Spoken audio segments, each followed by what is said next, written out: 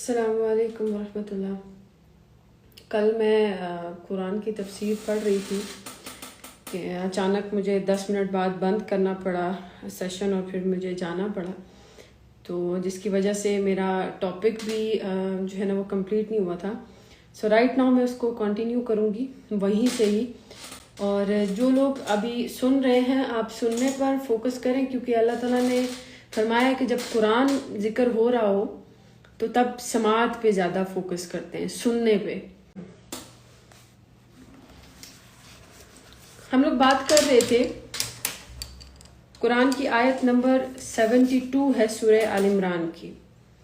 اس آیت میں کس چیز کے بارے میں بات ہوئی تھی میں آپ کو تھوڑا سا پیچھے سے بتاتی چلتی ہوں کہ اہل کتاب نے ایک پلان کیا تھا حضور علیہ السلام کے اور اسلام کے خلاف کہ آیا اسلام ایسے کیوں لوگوں کے دلوں میں اثر کر رہا ہے، اور اس کا یہ اثر توڑنے کے لیے ہم یہ پلاننگ کرتے ہیں کہ ہم لوگ دن ٹائم میں اسلام لے آئیں گے، محمد کی صحبت میں رہیں گے صلی اللہ علیہ وسلم، اور دوسرے وقت کفر کریں گے، اپنی مرضی چلائیں گے اور ایمان اپنا دین یہی رکھیں گے، لیکن ہم لوگوں کے سامنے یہ منافقت دکھائیں گے تاکہ لوگوں کو یہ فیل ہو کہ آیا ایسا کیا ہے اسلام میں کہ لوگ اسلام سے پھرنے لگے ہیں۔ تو جب یہ اسکیم انہوں نے بنائی تو اب میں آپ کو یہاں ایک پوائنٹ کلیئر کر دوں کہ منافقت دو طرح کی ہوتی ہے۔ ایک ظاہری منافقت ہے جو کہ یہ لوگ کرتے تھے، بول کے کہ آیا ہم ہیں کافر ہی لیکن ہم لوگ اسلام کا لبادہ اوڑھ کر یہ کام کریں گے۔ اب یہ تو وہ لوگ تھے جنہوں نے کھلے عام اپنا کفر جو ہے وہ بیان کیا، بتایا، اور ان کو ریئل کاؤنٹنگ میں منافق کہا جاتا ہے۔ اور اللہ رب العزت کو اتنی نفرت آپ کہہ لیں یا خلافت جو اللہ کی ہے کہ اللہ اتنا خلاف کافر کے بھی نہیں ہوتا جتنا منافق کے ہوتا ہے، کیونکہ منافق دو منہا ہوتا ہے نا، اور دو منہا تو انسان کسی کو ایکسیپٹ نہیں کرتا، تو پھر اللہ کیسے کرے۔ تو اب میں آپ کو بتاتی ہوں کہ یہ اب چونکہ اس دور میں تو یہ چیز کس طریقے سے ہمارے سوسائٹی میں سرایت کر رہی ہے اور ہمیں کس طرح نظر آتی ہے۔ آج کل بھی لوگ ہیں، میں آپ کو بتاتی ہوں، اچھے اچھے داڑھیوں والے بڑے نیک نامور لوگ جب نیچی حرکتیں کرنے پر آتے ہیں، جیسے کہ آپ لوگوں نے ایک ٹائم تھا آپ لوگوں نے سنا تھا کہ مفتی کبھی ان کے بارے میں ایک بہت لمبی ایک بات، تو بظاہراً لبادہ کیا اڑا ہوا تھا؟ دین کا، اندر نفاق، نہ اللہ نہ۔ میں آپ کو ایک بات، جتنے بھی لوگ مجھے سن رہے ہیں اور فیوچر میں اگر میری مزید میں زندہ رہتی ہوں، میری کلاسز ہوئی، میری کوئی بات چیت ہوئی، یاد رکھیے گا، اللہ اکبر، جس انسان کو اللہ کی معرفت ہو جائے، معرفت کا مطلب جس انسان کو یہ سمجھ میں لگ جائے کہ اللہ کون ہے، خدا کی قسم اس کی عمر صرف رونے میں گزرتی ہے، لوگوں کو نہیں پتا چلتا لیکن اس کی عمر رونے میں گزرتی ہے۔ کیوں؟ اللہ کی ذات ہی ایسی ہے۔ جس کو اپنے یار کی پہچان ہو جائے تو وہ تو اس کی طلب میں لگ جائے گا نا، اور پھر جب طلب ہو، سینے میں آگ ہو اللہ کی، پھر کیسے کوئی کسی بھی گری ہوئی حرکت کا حصہ بن سکتا ہے؟ پھر اللہ کے لیے انسان ترستا ہے، اللہ کے لیے انسان روتا ہے۔ آج سے کچھ عرصہ قبل جب میں طالب علمی کے دور میں تھی، خیر میں آج بھی طالب علم ہی ہوں، لیکن تب میرا یہ سٹارٹنگ تھا علم کا، شروع کا سال، تو میرے سامنے لڑکیاں یا اور لوگ ذکر کیا کرتے تھے کہ یہ دعا کرو کہ اللہ تمہیں حج کے لیے یا عمرے کے لیے بلائے۔ تو میں نماز پڑھ رہی تھی اور میں اللہ تعالیٰ سے کہہ رہی تھی کہ اللہ میرے دل میں تو طلب ہی نہیں ہے، میں تو نہیں چاہتی آپ کے گھر آنا، اور نہ میں مطلب آپ کا گھر ہے تو آپ بلاؤ، آپ کوئی انویٹیشن دو، امپورٹنس فیل کرواؤ، میں تب آؤں گی، ورنہ میں کیوں آپ کے گھر آؤں اور میں کیوں طلب کروں آپ کے گھر کی۔ ایک عجیب سی، کیوں کیونکہ تب میں مجھے اتنی کلوز شاید اللہ کی معرفت نہیں تھی. وقت گزرنے کے ساتھ ساتھ جب آہستہ آہستہ اللہ تعالیٰ کا محسوس ہونے لگ گیا کہ اللہ کی ذات بڑی قریب ہے، اس کی کوئی وائبز ہیں، کچھ انسان کو فیل ہوتا ہے جب وہ اللہ کی طرف جھکتا ہے، تو خود ہی طلب پیدا ہو گئی. اور اب طلب اس طرح پیدا ہو گئی ہے کہ مکہ مدینہ نظر آتا ہے تو دل ایک دم سے بیٹھ جاتا ہے کہ اللہ اچھا اب میں کہہ رہی ہوں، اب بلا لو، اب طلب ہو گئی ہے، اب بلا لو. میں نے اس چیز سے یہی اخذ کیا کہ اللہ کی معرفت، اللہ کو جان لینا، اپنے نبی کو پہچان لینا، اس کے بعد کوئی انسان اپنی زندگی ایسے نہیں گزار سکتا. اور ہماری سوسائٹی میں ہم سب بے حیا کام کریں گے، سب گناہ کریں گے، ناچیں گے، گائیں گے، زندگی کا جو ایک کہتے ہیں نا کہ ایک مزہ ایک کافروں والا لیں گے. لیکن ہیں ہم مسلمان. باہر جو انڈین ایکٹرز ہیں، ایکٹریسز ہیں، جو کہ بالی ووڈ کے جو ایک طرح سے ان کے لیے کپڑے پہننا اور نہ پہننا برابر ہے، وہ اور ایک پاکستان میں مسلمان لڑکی جب ایکٹنگ کی اس میں شوبیز میں جب جاتی ہے، اس فیلڈ میں چلی جاتی ہے، اس کے کپڑے اتارنا، کیا ان دونوں کا برابر ہے کپڑے ریموو کرنا؟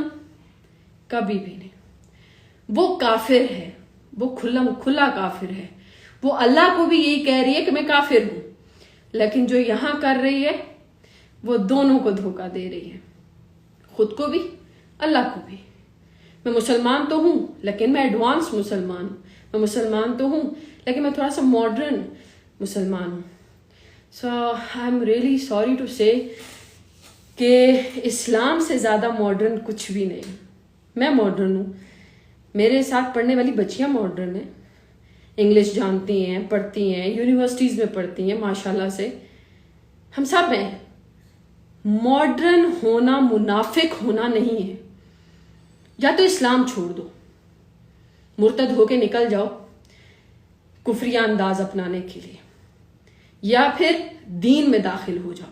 اللہ قرآن میں کیا فرماتے ہیں کہ دین میں پورے داخل ہو جاؤ. پورے کا مزہ ہی یہی ہے، بات ہی یہی ہے پورے کی، کہ جب پورے داخل ہوگے تو پھر تم یہ آدھا تیتر آدھا بٹیر یہ والا سین نہیں ہوگا. اور یہ ایکسیپٹیبل نہیں ہے، یہ ایکسیپٹیبل نہیں ہے. تم اپنا اور میرا یعنی اللہ کا دونوں کو صرف اور صرف دھوکہ دے رہے ہو اور کچھ بھی نہیں ہے. اپنے آپ کو ظاہری باطنی ہر طرح کی منافقت سے بچائیں، اپنے آپ کو منافق ہونے سے بچائیں. آپ کو صاف ہونا چاہیے.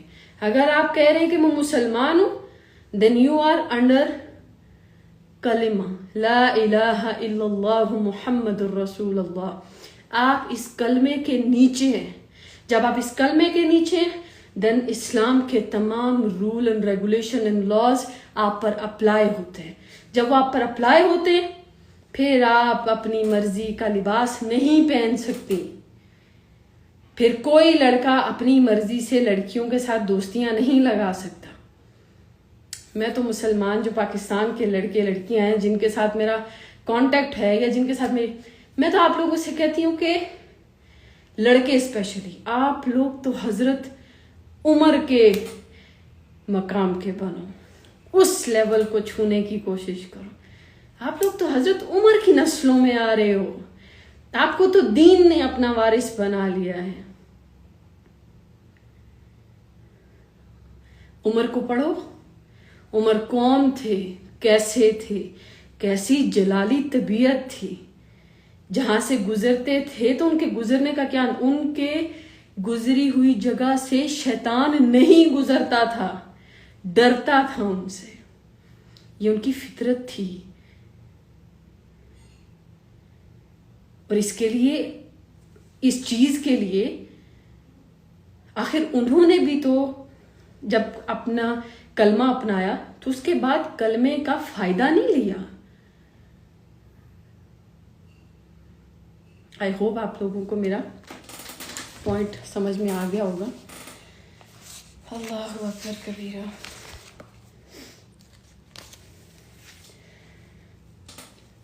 پھر اللہ تعالیٰ نے کیا فرمایا کہ ہدایت، یعنی یہ جو لوگ آپس میں تماشا کر رہے ہیں کہ یہ لوگ کچھ دیر کے لیے مسلمان ہوں گے پھر یہ کفر میں جائیں گے، تو اللہ نے کہا کہ ایسا نہیں ہے.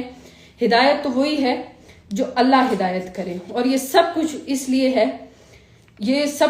لیے ہے کہ اور کسی کو بھی کیوں مل گیا جیسا کچھ تم کو ملا تھا. اب اللہ تعالیٰ یہ فرما رہے ہیں کہ یہ ساری سازش تم لوگ اس لیے کر رہے ہو کہ آخر چونکہ وہ اہل کتاب تھے نا، یہودی، تو مسلمانوں کو کتاب کیوں ملی؟ یہ جو نبی پیدا ہوا یہ ان لوگوں میں سے کیوں پیدا ہوا؟ یہ ہم یہودیوں میں پیدا کیوں نہیں ہوا؟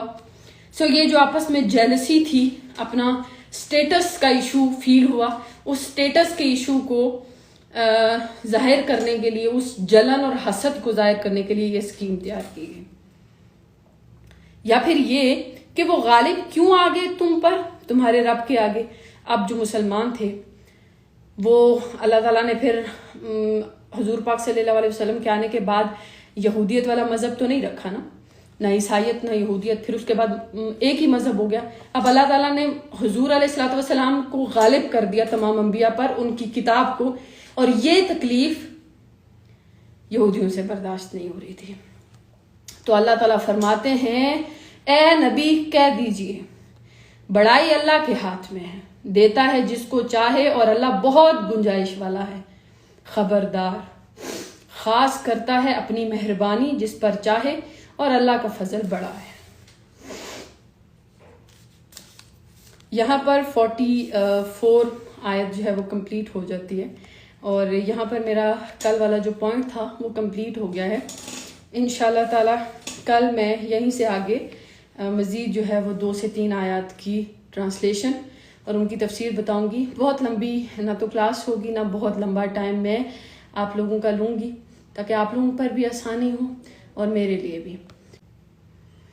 آپ لوگ یہ سمجھ سکتے ہیں کہ آج کی جو یہ آیت تھی اس کا اخذ یہی ہے ایز اے مسلم میرے لیے، بیکاز رائٹ ناؤ نہ تو میں نہ یہودیوں کے ساتھ ہوں نہ عیسائیوں کے ساتھ ہوں. میں تو اس وقت مسلمان ملک میں ہوں، لیکن یہاں میں کافروں سے بھی بدتر قسم کے لوگوں کے ساتھ جسے کہہ رہے ہیں کہ میرا میل جول ہوتا ہے، کیونکہ پاکستان میں مسلمان اسلام کے نام پر مسلمان اتنے خراب ہیں کہ جس کا کوئی معیار نہیں ملتا.